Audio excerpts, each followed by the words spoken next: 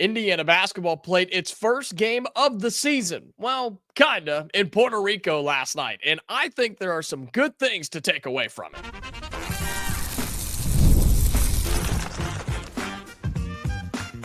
You are Locked On Hoosiers, your daily podcast on the Indiana Hoosiers. Part of the Locked On Podcast Network, your team every day.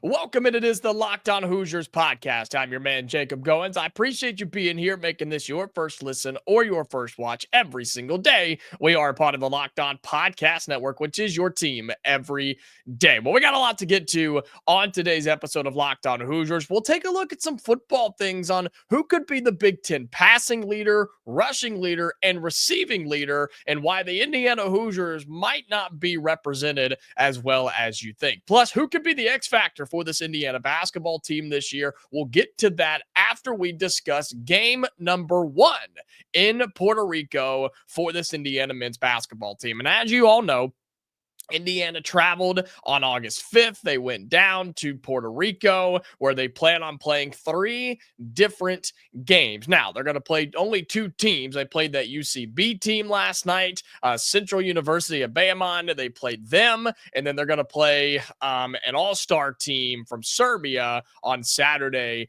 and on Monday. More on that in just a little bit. But Indiana played their first game as a team ever with this set of guys. Because remember, there's not a single player on this team from a year ago. All brand new players. That is walk-on, scholarship guys, transfers, freshmen, you name it.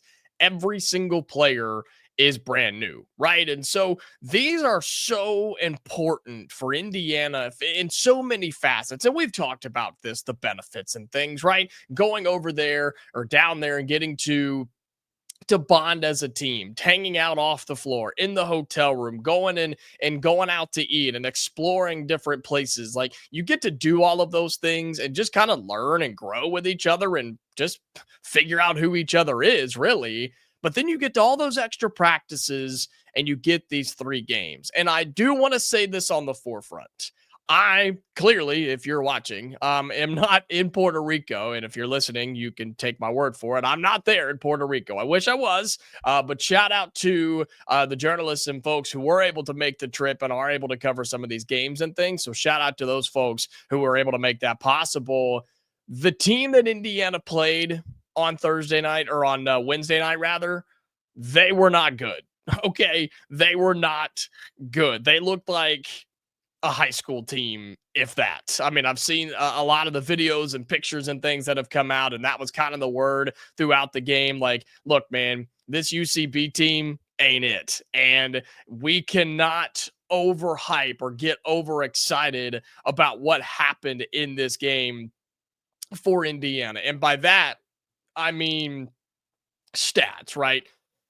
I'm talking points, I'm talking shooting percentages. I'm talking defensive stats as well. We're going to read them. I've got the official box score here that we're going to talk about, but don't get overly excited off of this, okay? It's more of the idea of who Indiana used, how they used them, what they were doing, why they did it, and things like that, okay? Indiana wins this game a lot to a little, okay? They win. The official score was 98-47. So that kind of gives you an idea of what was going on here. Leading scorer for your Indiana Hoosiers was the freshman, Trent Sisley. That's right. He had 21 points on 9 of 12 shooting, did Trent Sisley. He also went 3 for 3 from downtown, which again is exciting. Just don't look too much into that, okay, for Trent Sisley. Your starters in this game, just to give you an idea, Reed Bailey was your starting 4. Tucker DeVries was in there, Connor Enright, Tayton Connerway, and Lamar Wilkerson. Again, Reed Bailey, Tucker DeVries, Tayton Connerway, Connor Enright, and Lamar Wilkerson were your starting 5. I think that's probably a pretty good insight on what your starting 5 could look like come game 1. But we know that in these next 2 games and on this entire trip, and heck, you even saw it and heard about it in this game, you're going to play so many different rotation of guys that we're not going to have a full idea until game 1. And that's okay. That's what these games are for, is to use a bunch of different rotations, a bunch of different sets, a bunch of different dudes, and just kind of see what works. And when you were just so much bigger, faster, stronger than the team you played last night, you can kind of do whatever you want. And that was kind of the general consensus was, look, Indiana could have just played bully ball. You could have made fun of them and just made them look really bad. You could have, okay?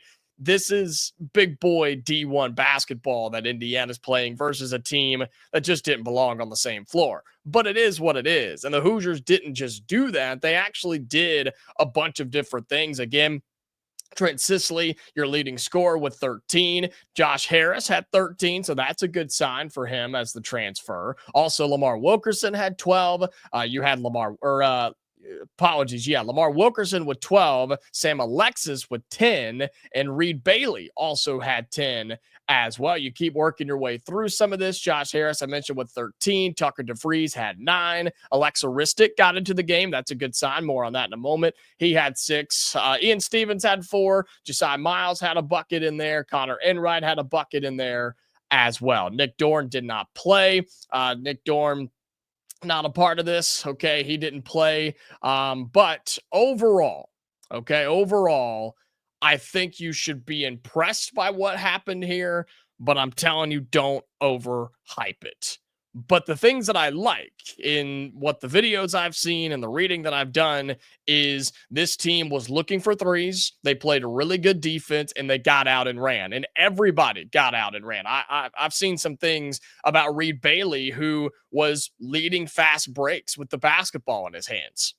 Is he going to be able to do that in the Big Ten? I don't know. We'll have to wait and see. But at least in this game, he felt comfortable enough to do it. And look, even if he's able to do it 2 or 3 times, that's a big threat, right? That's a huge threat for somebody in the Big Ten who's 6'10" and his size. And if he can grab a rebound and just wave everybody off and push, that's a big deal, especially if he can make the proper passes too. And so that's something that stood out to me. The fact that this Indiana team as a whole, I just had the stat pulled up, they attempted 33 threes.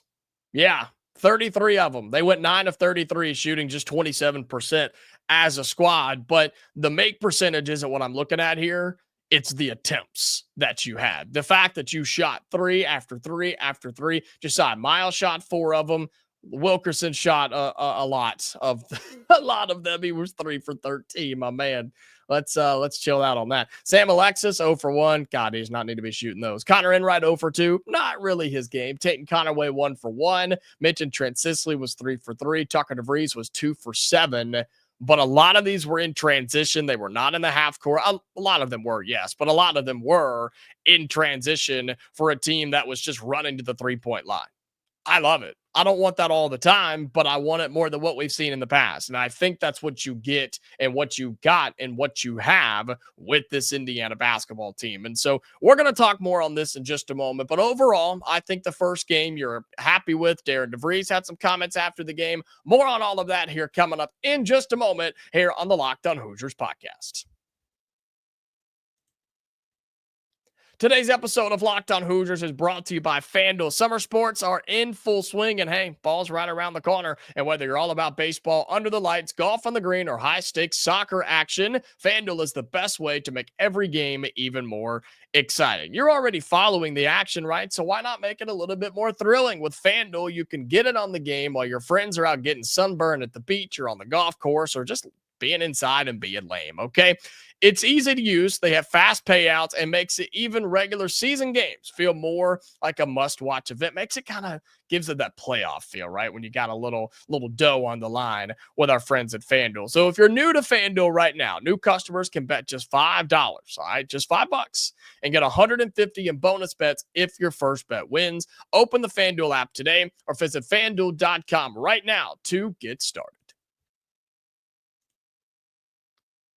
All right, we continue on talking Indiana basketball in Puerto Rico here on Locked On Hoosiers. And a lot of things to look at here and take away from this. And I do want to reiterate the fact that the team they're going to play on Saturday is also the same team they're going to play on Monday. Talking about Indiana, they will be much better. I don't know how much better. I don't know how much bigger or faster or stronger or just better overall, but they will be better than this UCB team. But all right, the fact that their 5 starters were Reed Bailey, Tucker DeVries, Lamar Wilkerson, Connor Enright, and Tatum Connerway, that's solid. I mean, that puts Connor Enright at the 1, Lamar Wilkerson at the 2.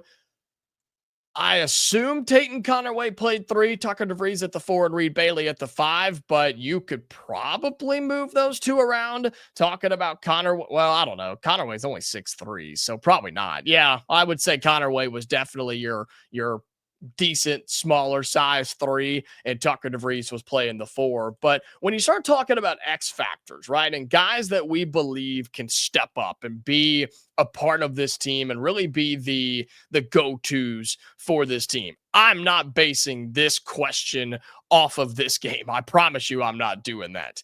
I'm just trying to put myself in the situation, in the position, given what we know. Right, given what we know about this team, this roster, and how it's going to function. Run and gun, play a lot of good defense, right? Statistically, defensive-wise, had a bunch of steals, 14 steals. These guys were pressuring the basketball, a lot of pickpockets in there. You had Reed Bailey with a steal. Lamar Wilkerson had a couple steals. How about Tatum Connerway with 4 steals? Tucker DeVries had 3 of his own. Okay, some blocked shots. Didn't have a ton, only had 2, but overall, you defended, had some fouling issues, it looks like, there for a little bit, but nothing to be overly concerned about. Total rebounds, you had 60 rebounds compared to 34 for this UCB team. So if that gives you a little bit of an idea or a better idea on the size, athleticism, and just the overpowering that we had over them, the 60 to 34 rebounding number should kind of give you an idea, right? But Sam Alexis grabbed 5 offensive boards, Reed Bailey with 2 offensive boards. I love seeing this number right here. Josh Harris with 4, Sisley with 3, and DeVries with 3. Those are offensive rebounds for this team. And so, again, that'll give you a better idea of what we were going up against. But with what we know on how this team is going to function, what Darren DeVries has told us, they're going to score in the first 12 to 13 seconds. They're going to be looking for threes. They're going to play high defense, and they're going to get out and run. In terms of X factors and guys that I consider a go-to, that's what I think of an X factor. That's what I think of when somebody says, who's the X factor on that team? Who's your go-to? Who's your guy? Who do you go to when you need a bucket? Who do you go to when you need a pep talk? Who do you go to when you need a defensive stop? And we will learn this as we go. And my answer initially has been Lamar Wilkerson, just because of the pure scoring ability that he has. Again, a top 15 scorer in all of college basketball last year. Man, you can't make that up. That's legit, right? Someone who clearly is not afraid to shoot the basketball, and hopefully that's not a sign of things to come. But I think my answer's changing a little bit. And I think just based off what we know on how these players play and what we've already seen from practice, and yes, even from this game a little bit too, I think it's going to end up being Tucker DeVries. I really, really do. I think he's someone you trust with the basketball in his hands. When you look him in the eye and say, hey, we need a bucket here. We need you. Go do your thing.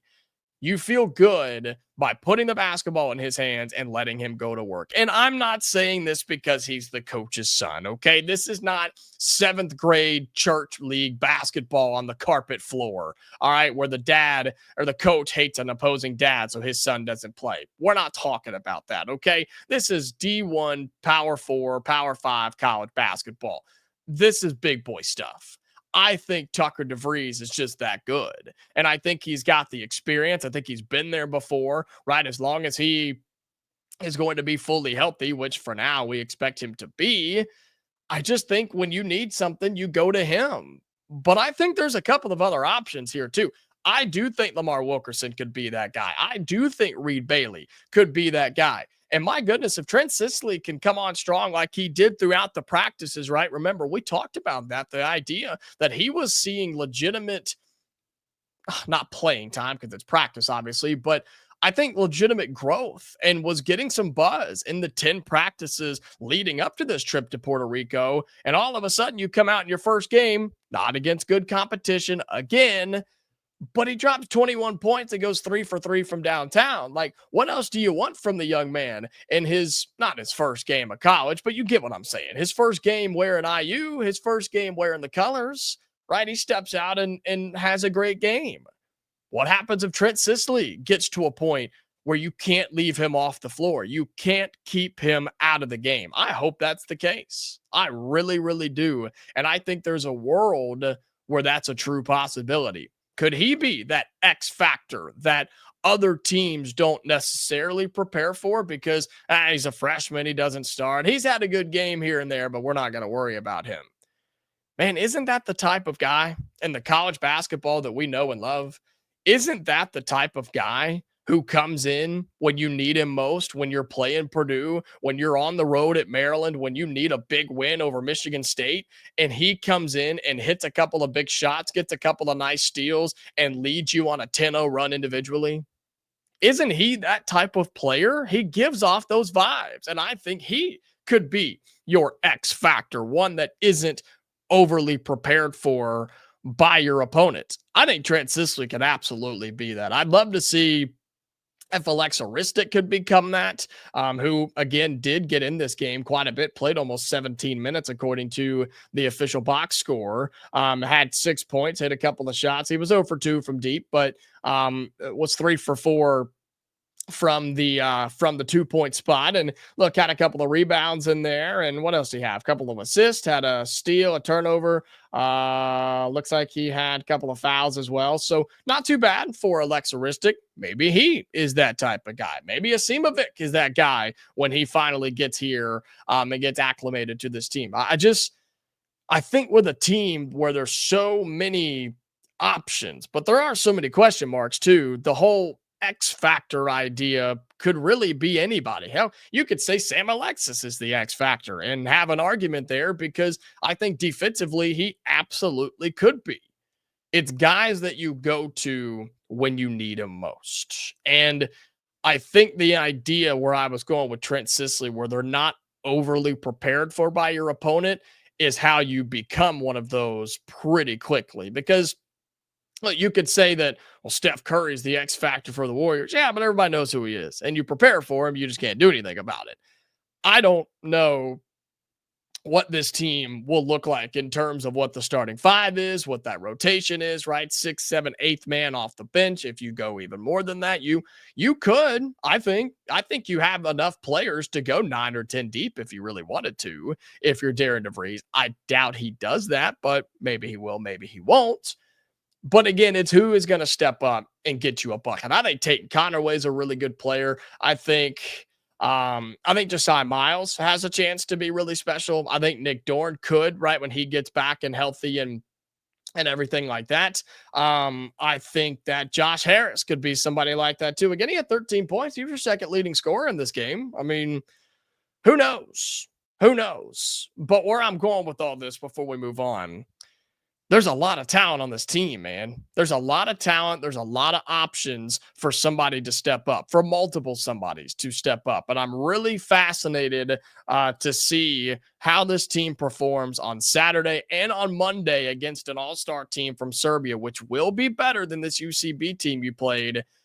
What do the stats look like then? What do the highlights look like then? What do the write-ups look like then? What does Darren DeVries say after then? Heck, do you win those games? I don't know. I don't know anything about the team they're playing, but we're going to find out.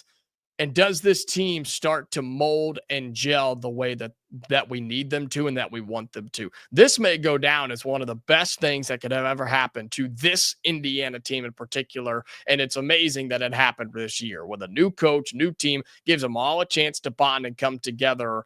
Maybe you find a couple of X factors while you're there, and maybe they're kept secret or maybe they're not. But I'm telling you, this team is talented, and they're going to be a lot of fun to watch in 2025 and 2026. They've got 2 more games in Puerto Rico. They'll play on Saturday and on Monday. We'll do our best to give you updates and kind of see how all of that goes and what happens, what comes from that for the Indiana Hoosiers playing in Puerto Rico. All right, we'll move on to our final segment here on the show right after this. It's talking football and who could be the Big Ten passing, rushing, and receiving leader. And do the Hoosiers have any representation? We'll talk about that coming up next.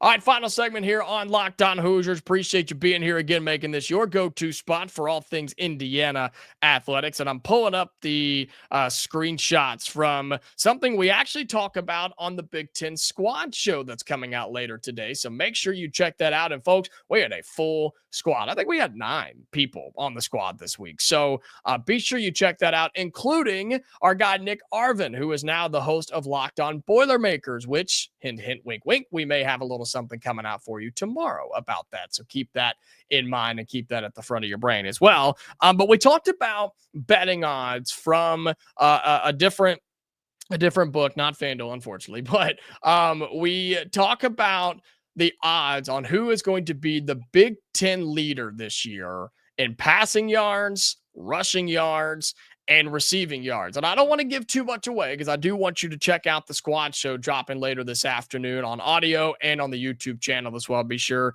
you check that out. Again, we had I think 9 of us were on there. Pretty wild stuff.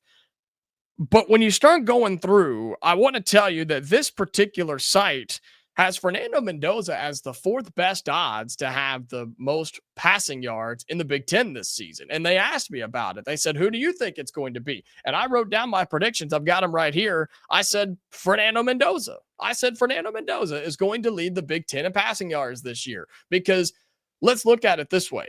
Our running back room is really solid. I love Kalen Black. I love Roman Hemby, but I don't know what those guys are going to do consistently.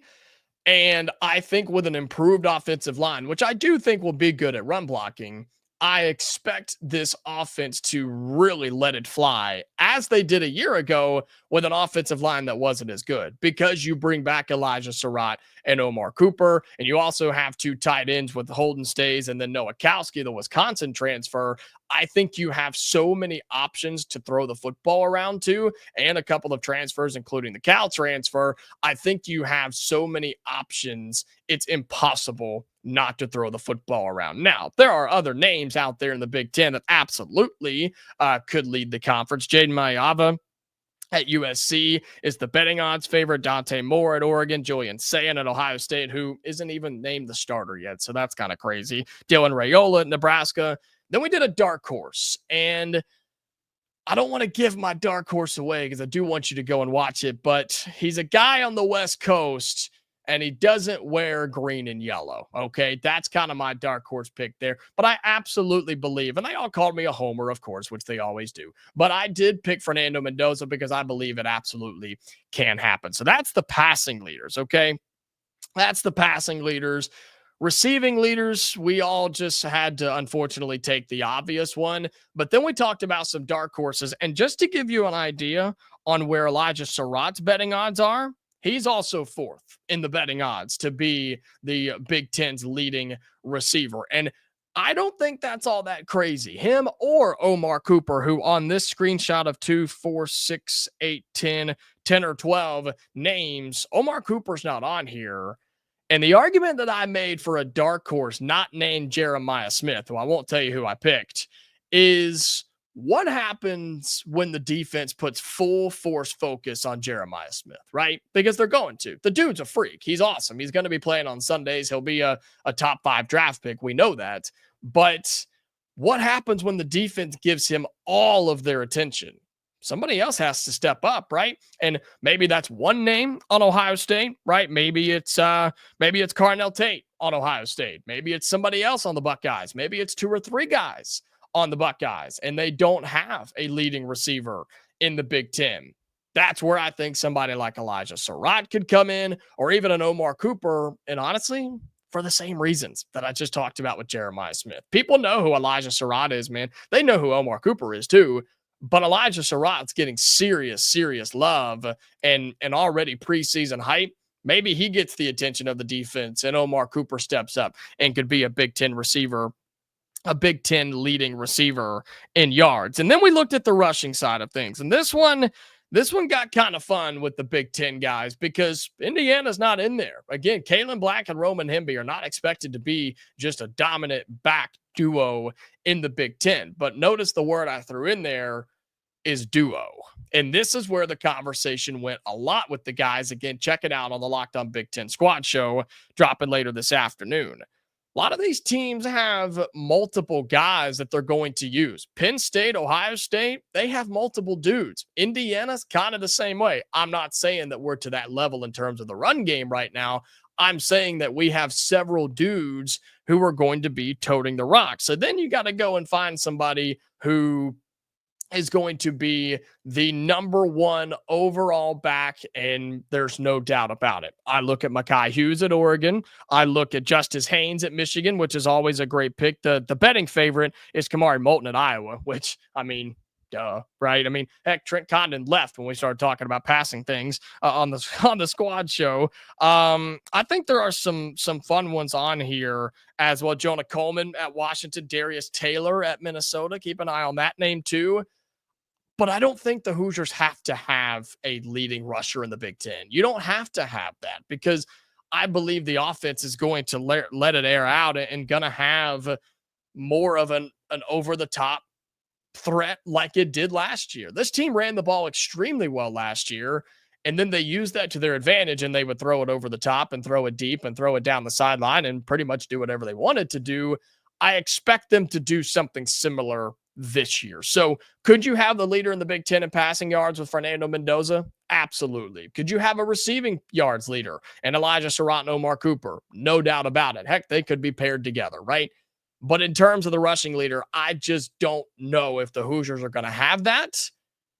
But I don't know if you need that. And that is okay. As long as the offense is moving the ball up and down the field and scoring touchdowns and not field goals or not turning it over, I don't care what you do. I don't care if we have a leader or not.